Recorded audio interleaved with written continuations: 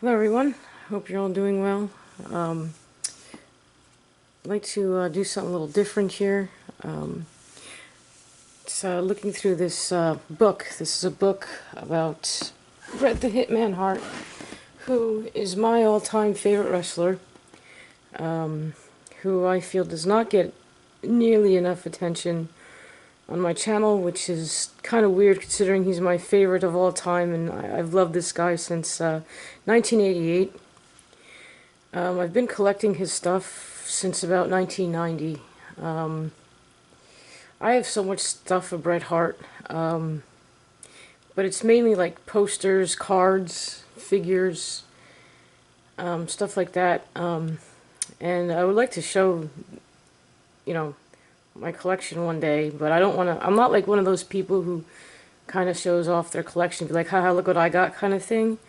That's not, who I am as a person, but I really do, would love to show off my Bret Hart collection someday. I mean, like I said, I have posters, photos, cards. I have so many cards of Bret Hart only.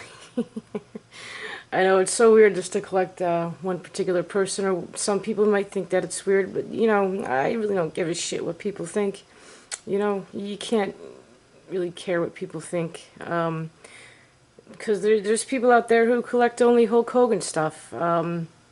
He's not my favorite, but I think it's pretty awesome that people show off their collection of their Hulk Hogan stuff, or their Warrior stuff, or their Macho Man stuff, or whoever they like.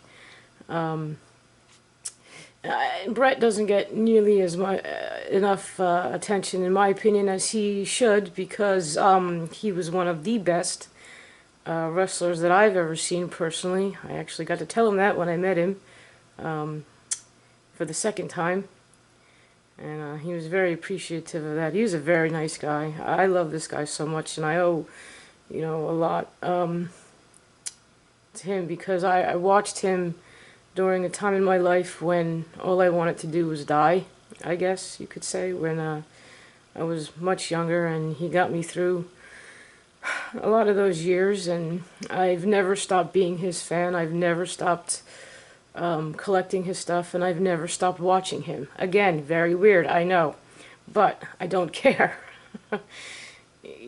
I've liked him since I was 6 years old, like I said, back in 1988. And I've just been very, very attached to him, and I don't really understand the reason why, because yeah, there's a lot more there's a ton of wrestlers out there I could have attached myself onto, but I didn't. They didn't do anything for me. Bret was the only one who did something for me, and he still does. I don't care how old the guy gets. I will always enjoy his matches, and I will probably always watch them. Like I said, I'm going to go to my grave being a Bret Hart fan, and that's it. But like I said, one day I would like to show off some of my collection. Like I said, it's, many times it's just a lot of stuff, and I would need to figure out how I would actually do that. You know what I mean? Especially because I have such a shitty camera. Sorry about that. Okay, so enough of my psychobabble. Let's get to this book. These books were a series.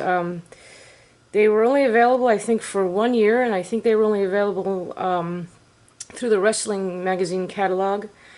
They came out in '94. Of course, I only got Bret's because, he was the only one I cared about. But they're the little books, they're, I think they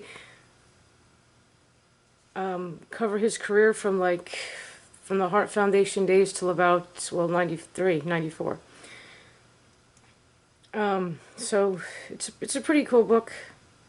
It's called Face to Face with Bret Hitman Hart from 1994. Let's have a look through.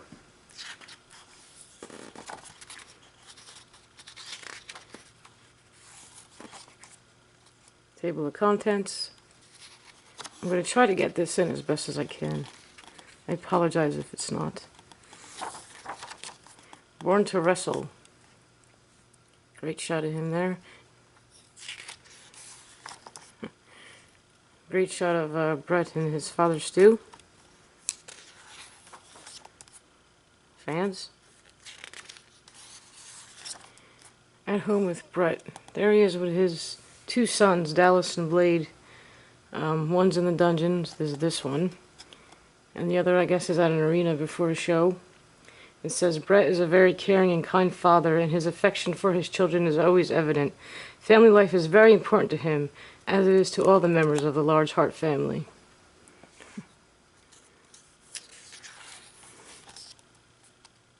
And there's just a really nice picture of all his brothers and their sons.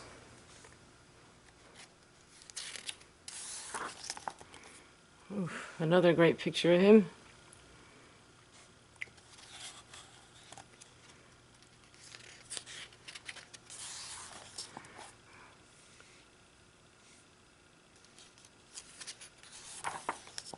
Bret is a young boy, and him doing his artwork there.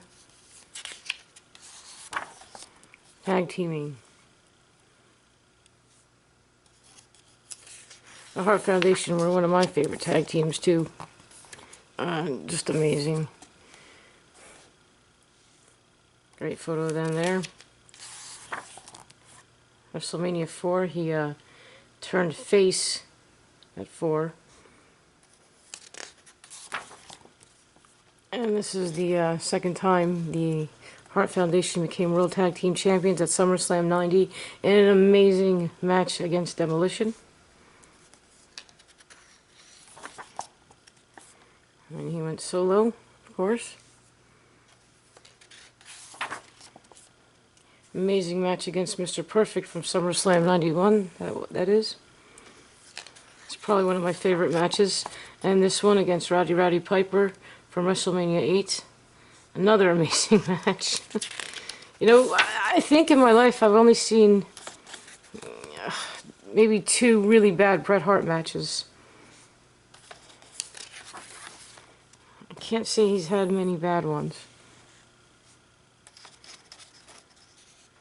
Winning it all, this talks about when he became the World Wrestling Federation champion for the first time, beating Ric Flair.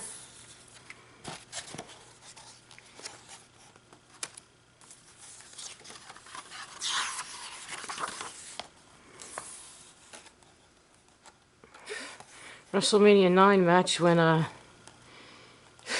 Hogan came out and stole his glory. King of the Ring. And an amazing shot of him in Alaska. I always thought this picture was taken in Canada. I have no idea why, but it wasn't. I always used to remember seeing this picture as a kid, and I knew he was from Canada, and I knew Canada was probably so much more beautiful than places in the United States, and I didn't know it was, I found it was in Alaska like years later. Shows you what an idiot I am. WF What the World is Watching.